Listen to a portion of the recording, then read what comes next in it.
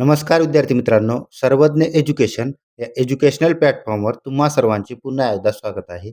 आजच्या व्हिडिओमध्ये आपण महाराष्ट्र पोलीस भरती 2025 साठी प्रिव्हियस इयर क्वेश्चन पेपरचे अनालिसिस पाहणार आहोत. या व्हिडिओमध्ये आपण बुद्धिमत्तेच्या प्रश्नांचे विश्लेषण पाहणार आहोत. तर तुम्ही चॅनलवर नवीन असाल तर चॅनलला सबस्क्राईब करा. व्हिडिओला सुरुवात करूया. आपला पहिला प्रश्न विचारण्यात आला आहे. एका सांकेतिक भाषेत रमेश इज स्मार्ट हे शब्द 765 असे लिहिले जातात, तर 978 म्हणजे स्मार्ट अँड ब्युटिफुल, तसेच 862 म्हणजेच रोज इज ब्युटिफुल. तर त्या भाषेत ब्युटिफुलसाठी कोणता अंक वापरला आहे? तर आपण जर पाहिलं तर 978 याच्यासाठी काय आहे? Smart and beautiful. आणि 862 याच्यासाठी रोज इज ब्युटिफुल. आपल्याला ब्युटिफुलसाठी विचारलं आहे. या वाक्यामध्ये पण ब्युटिफुल आहे आणि या वाक्यामध्ये पण ब्युटिफुल आहे. म्हणजे दोन्ही वाक्यात ब्युटिफुल आहे. तर याच्यामधील अंक पण सेम असेल. आता याच्यामध्ये पण 8 आहे आणि इथं पण 8 आहे. म्हणजे ब्युटिफुलसाठी जो अंक वापरला आहे तो आहे 8. ऑप्शन क्रमांक 2 इथं करेक्ट आन्सर आहे. Next question. 8, 9, 13, 22, 38, 63 याच्या पुढील कोणता अंक येईल आपल्याला सांगायचा आहे. तर 8 आणि 9 मध्ये जर फरक बघितला तर याच्यामध्ये 1 चा फरक आहे. 9 आणि 13 मध्ये 4 चा फरक. 13 आणि 22 मध्ये 9 चा फरक आहे. 22 आणि 38 मध्ये 16 चा फरक. 38 आणि 63 मध्ये 25 चा फरक. आता हे जे फरक आहे ते काय? 1 चा फरक म्हणजे 1 चा वर्ग. 4 चा फरक आहे तर 4 हा 2 चा वर्ग आहे. त्यानंतर 9 3 चा वर्ग, 16 4 चा वर्ग, 25 5 चा वर्ग. याच्या पुढचा जो फरक येईल ते काय येईल? 6 चा वर्ग. आता 6 चा वर्ग किती असतो? तर 36.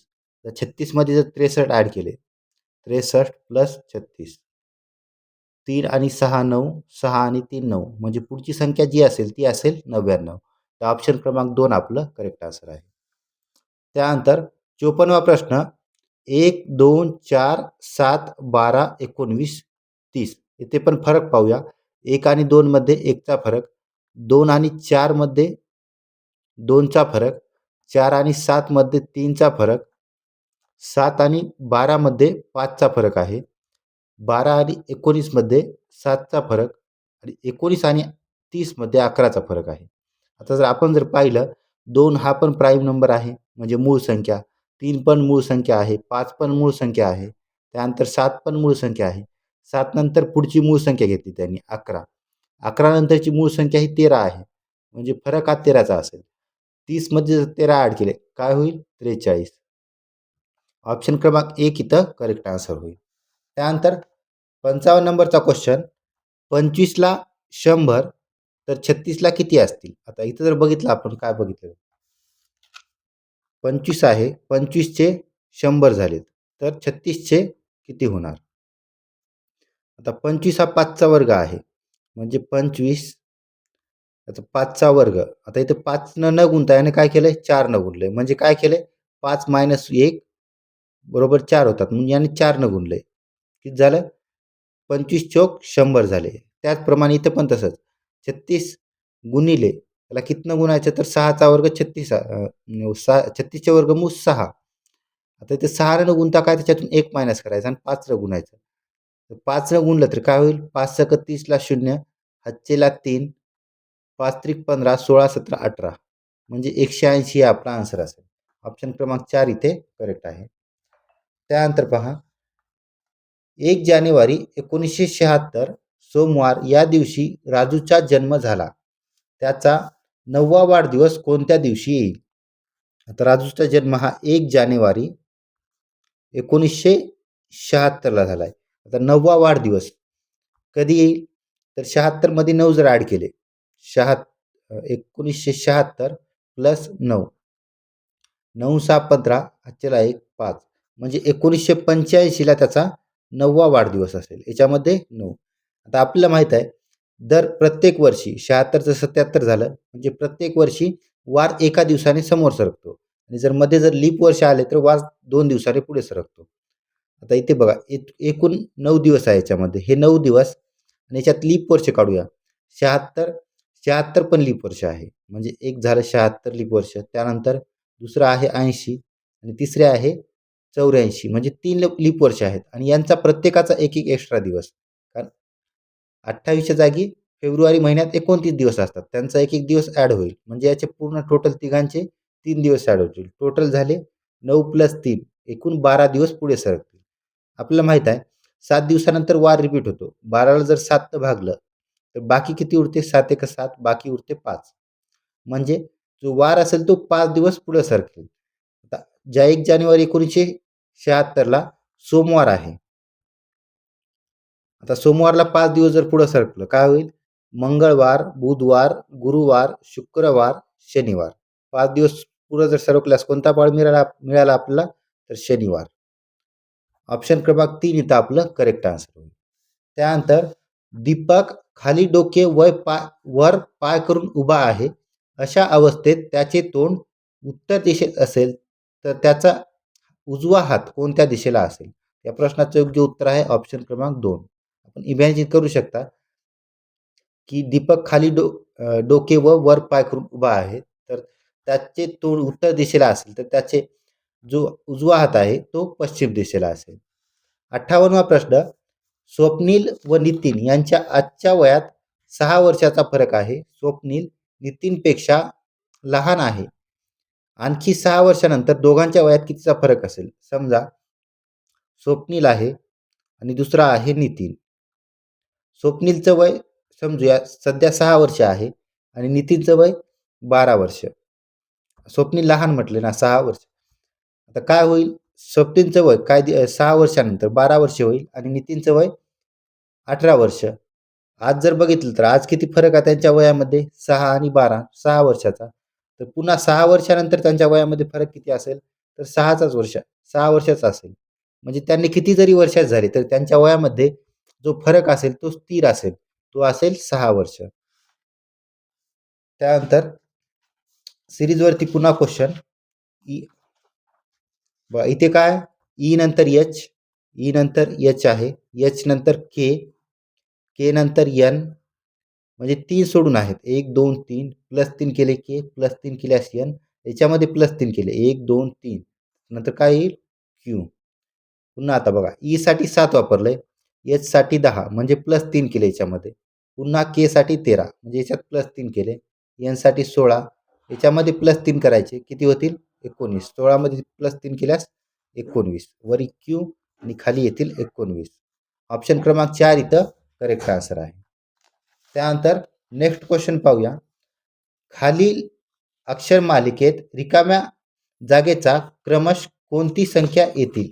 रिकाम्या जागी क्रमश कोणती संख्या येईल?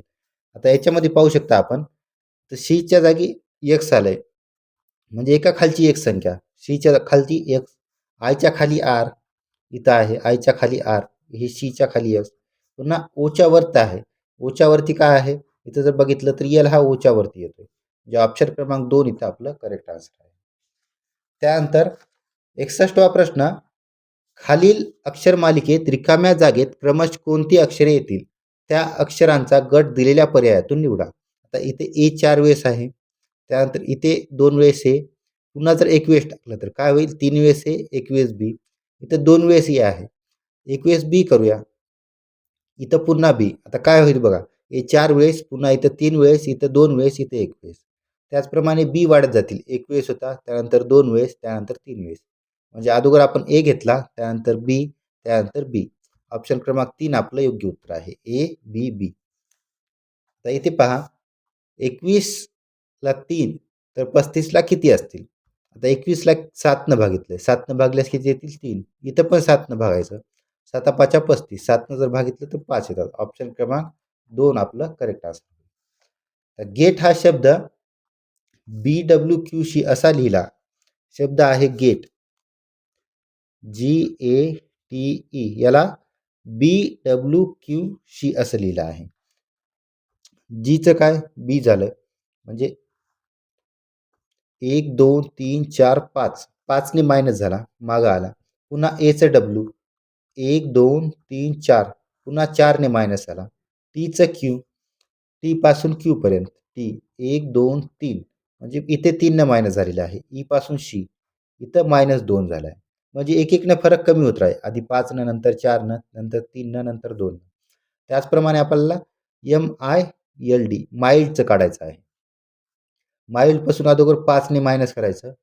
1 2 3 4 5 5ने मायनस केल्यास H येईल. त्यानंतर 4ने मायनस आय पासून जर 4 मायनस गेले तर 1 2 3 4 ई येईल. एल पासून 3ने मायनस करायचं आता. एल 1 2 3 आय येईल आणि डी पासून 2ने मायनस केल्यास बी येईल. ऑप्शन क्रमांक 2 इथं करेक्ट आहे. ऑप्शन क्रमांक 4 HEIB हे आपलं करेक्ट आन्सर होईल. निखिलला 4 काका आहेत, तर मुंबईत बोरिवलीला राहणाऱ्या त्याच्या काकाला भाऊ किती? आता त्याच्या काकाला पण भाऊ 4च असतील. ऑप्शन क्रमांक 4 इथं करेक्ट आहे. त्यानंतर बघा 65 नंबरचा क्वेश्चन. सन 2004 ची सुरुवात शनिवारी या वाराने झाली. सन 2004 म्हणजेच 1 जानेवारी 2004 ला शनिवार होता. तर 1 एप्रिल 2004 ला कोणता वार होता? आपल्याला काढायचा आहे. जानेवारीमध्ये 1 तर झाला. त्यानंतर उरले बाकीचे किती? 31 दिवस असतात. त्यामध्ये 1 दिवस घेतला कारण शनिवार आहे त्या दिवशी. राहिले 30 दिवस म्हणजे जानेवारीचे 30. फेब्रुवारीमध्ये 2004 लीप वर्ष आहे म्हणजे फेब्रुवारीमधले 29 दिवस, मार्चमधले 31 दिवस आणि एप्रिलमधला 1. आपलं 1 एप्रिलचं काढायचं ना, मग एप्रिलचा 1 दिवस. आता एवढं जर बेरीज न करता काय याला शॉर्टमध्ये करू शकता. जसं की प्रत्येक 7 दिवसानंतर वार रिपीट होतो. म्हणजे याला 7 ने भागायचं, उरलेले दिवस तेवढे लिहायचे. 7 चोक 28, 2 राहिले. 30 मधून 28 गेले, 2 राहिले. 7 चोक 28, 28 गेले 29 मधून, राहिला 1. 7 चोक 28, पुन्हा इथं 3 राहिले आणि हा 1. म्हणजे टोटल किती झाले? 2 आणि 1 3, 3 आणि 3 6, 6 आणि 1 7. 7 दिवसाचा फरक पडतोय म्हणजे 7 वार पुढे जाईल. आपल्याला माहित आहे 7 दिवसानंतर प्रत्येक वार रिपीट होत असतो. म्हणजे 1 जानेवारी 2004 ला जर शनिवार असेल तर 7 दिवसानंतर पुन्हा तोच वार येईल. ऑप्शन क्रमांक 3 आपलं इथं करेक्ट आन्सर होईल. त्यानंतर बघा आपला हे याच्यात काय विचारलंय? वरील वर्तुळ लेखात एका घर बांधणीस वेगवेगळ्या बाबींसाठी लागलेला खर्च दाखवलेला आहे. जर घर बांधणीचा एकूण खर्च 6,30,000 असेल तर आता याच्यावरती उपप्रश्न विचारले आहेत. उपप्रश्न पाहूया काय आहेत ते. प्रश्न आहे घर बांधकामास मजुरीचा एकूण खर्च किती झाला? मजुरीचा. आता मजुरीचा कोन 108 डिग्रीचा आहे. तर घर बांधण्यासाठी एकूण खर्च किती आलाय? तो आलाय 6,30,000. पण आता पर्सेंटेज काढायचं मजुरीचा खर्च काढायचा आहे. इथे किती 108 डिग्री आहे म्हणजे पर्सेंट. आता टोटल डिग्री जर बघितलं, जर हे वर्तुळ आहे, वर्तुळाची टोटल डिग्री असते 360 डिग्री. कारण याच्यात 4 काटकोन तयार होतात. हा एक 90 डिग्रीचा, पुन्हा हा एक 90 डिग्रीचा, इकडे एक पाहिला सर इथून एक होईल आणि खालून एक. म्हणजे टोटल 4 90 डिग्रीचे टोटल यायची होईल 360 डिग्री. 360 पैकी 108 आहे. 108 360 डिग्री पैकी. आता याला सॉल्व करूया म्हणजे आपल्याला काय घर बांधकाम मजुरीचा एकूण खर्च मिळेल. 1 0 1 0 कटला.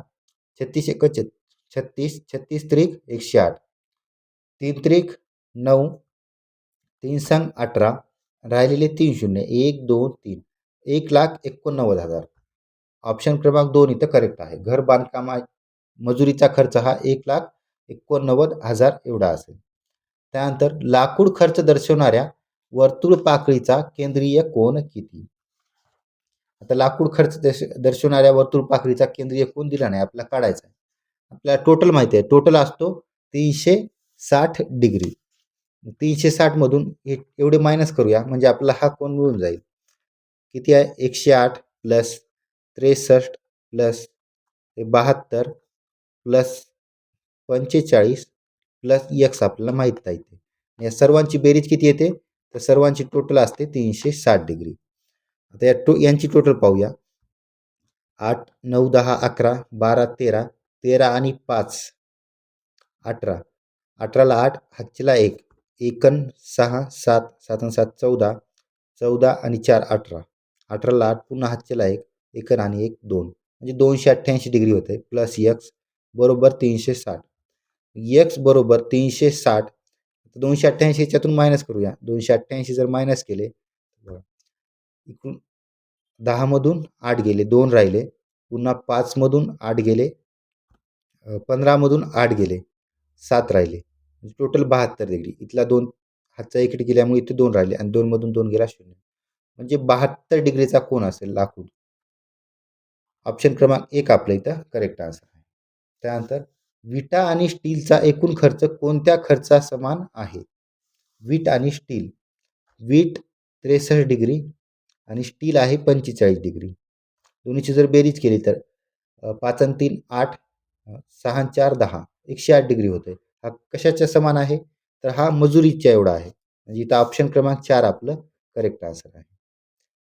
अशाच प्रकारच्या पोलीस भरतीच्या क्वेश्चन पेपरच्या एक्सप्लेनेशनसाठी आपल्या व्हिडिओला लाईक करा आणि चॅनलला सबस्क्राईब करा.